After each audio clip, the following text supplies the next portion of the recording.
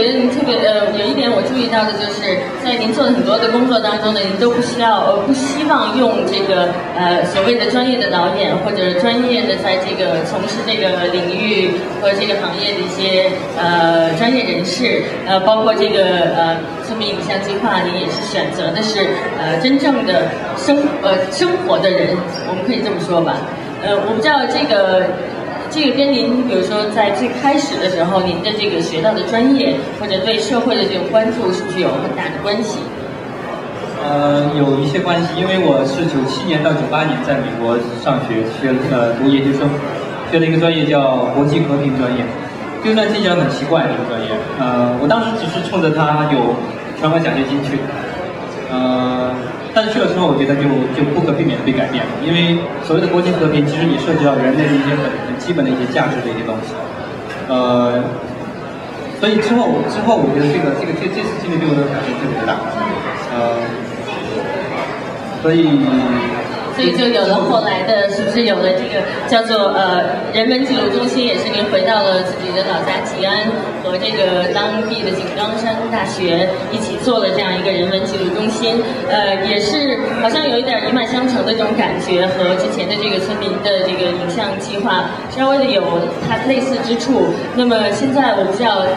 这个人文记录中心它发展的怎么样？我可以给大家简单介绍一下。08年的时候，我在美国，在纽约生活了半年。这半年对我的影响特别大，就是说你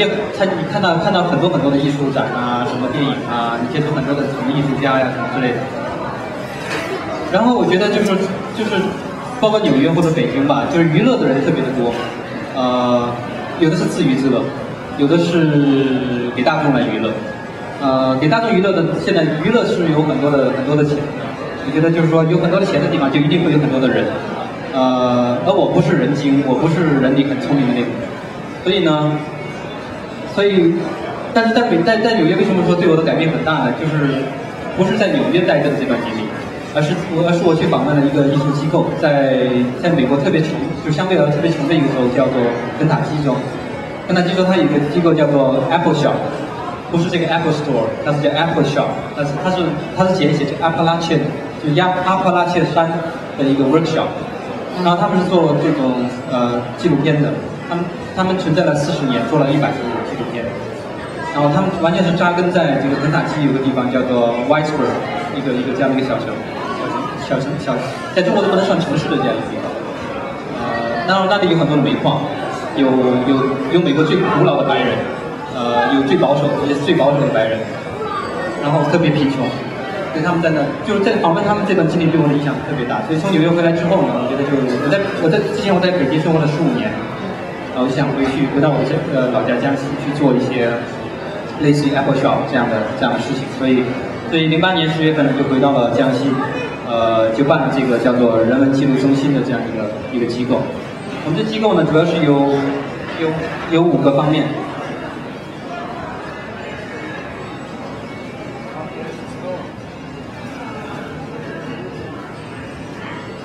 我们主要是做5个东西，一个是记录电影，一个是记录摄影，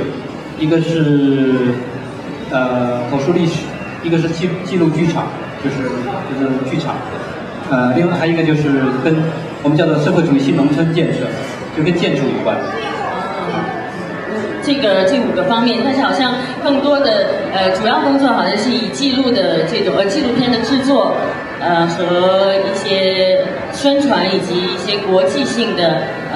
文化交流，也是您这个工作的一个重点，是不是？对，我觉得回到江西去做这个事情，做这个项目呢，是一个比较自然的一件事情。就是说，就像我刚才说的一样，就是北京或者说纽约都有很多人在为娱乐在工作。我觉得我缺乏这种娱乐的精神，所以我想去一个就是真正的这种生活。我觉得中国绝大部分人口不是生活在北京这样的地方，是生活在像我的家乡吉安、江西吉安这样的地方，这样的小城市，然后和它周边的农村。所以在那里呢，我觉得刚开始学是比较艰难的，因为大家都知道，在中国无论做独立电影，还是做非盈利的项目，都是很难的，因为很简单。如果你跟政府说，我来这儿做一个项目，我们不想赚钱，政府觉得你是不是有什么鬼啊？你为什么不想赚钱呢？很奇怪。所以你会变成一个但是会很怀疑你。但如果你说我来赚钱，非常的欢迎，对吧？所以说刚开始是比较艰难的，让别人去了解我们想做什么。但是我更关心的就是说，像吉安是一个相对小的城市，那么我相信当地人们的生活呢，也处在一个相对肯定没有就是像我们在大城市当中这样信息这么一个膨胀的这么一个阶段嘛。那么这样一个比较新的理念，当时在这个吉安这个城市，朋友们都是怎么反应的？他们看到您的这样一个项目以后，是会积极的参与，还是有些犹豫，还是当时是什么样的一个状况？他们刚开始的时候肯定不太明白我们要做什么，所以一方面我们想让这个东西变得比较有趣，让他们能够接受，但另外一方面呢，我们又要有我们自己的原则，我们不能做的有趣的像湖南电视台一样那么有趣，或者像别的电视台的那些节目一样那么有趣，所以我们一般是两个过程吧，一个是有的是他们来找我们，也是一种缘分，他们来找我们，然后有的是呢，我们看那些比较有意思的人，我们去跟他们说，你们愿不愿意加入？这样，我觉得对我们来说最重要的不是拍出什么作品，在吉安这个地方，我觉得是建立一种主要是两个目的吧，一个就是说让人能够回到自己的内心，第二个呢就是说建立一种人和人之间的关系。我觉得在这种商业社会里面，这种人和人之间的关系是变得非常的稀薄。回到自己呢是什么意思呢？就是说，首先我们回到我的家乡，也是回到我自己一个扎根的这样一个地方。我觉得我们总是说这个世界有这么多问题，这个世界有这么多问题，可是我们从来很少去说我们自己问到我们从我们自己内心能够做什么。所以我们总是说，这个世界上有这么多坏人，有那么多人在污染环境，那么多人在做这个，可是我们自己呢？我觉得这个世界上这些丑陋，全部都是我们自己内心的这些丑陋的折射而已。我们自己内心非常丑陋的那一部分的折射，所以在那里的话，对我们我们有很多的，就跟我们在一起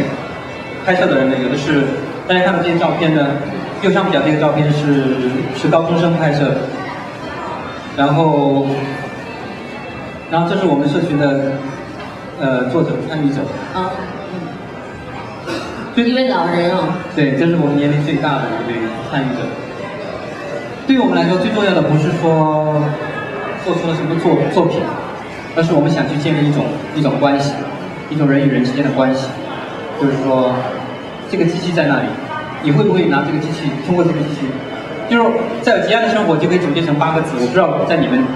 的家乡或者在北京是不是也是这样，就是升官发财，麻将打牌，基本上就是8个字。你看大家的生活每天基本上就是这样。这个我们希望就是说，通过我们的口述历史，通过我们的摄像机，或者能不能让人开始去回到内心，开始去反思自己的生活。从另外一个角度来说呢，我们也希望建立一个，最终能够建立一个博物馆，一个关于这个城市的一个博物馆。就是说，这个博物馆就储藏着很多关于这个城市人自己讲述的关于自己这个城市的故事、历史。就是我们看到的历史都是关于。包括现在什么戏说这些清朝的、什么明朝这些历史，都是关于这些名人这些，真正的就是说那个朝代的那些普通的人的历史是什么样子，不知道。所以我们一方面的口述历史是让人去讲述，从个人的角度去讲述这个城市、这个社群，他们这几十年以来的这种变迁。纪录片呢是拍摄的是当下的这种生活，所以纪录片我们有2部分，一部分呢是这些社群导演他们拍摄自己的生活，每一年都在拍摄自己的生活。另外一部分呢是我们的青年导演，他们每一个人呢拍摄一个机构，就是说有一个青年导演，他就拍摄一个医院，可能就是1年、2年、3年这样拍摄，有的是拍摄学校，是这样。长期的一种拍摄，然后这样的话，通过这个 DV， 我们也看到，不管是学校还是个人还是医院，一个社会体系的一个变化。这样的话，我觉得您可能刚才也跟我说了，就是说希望把这个事情一直延续下去，能够成为这个吉安这个城市，在多年以后，这些都是非常重要的一种文献嘛。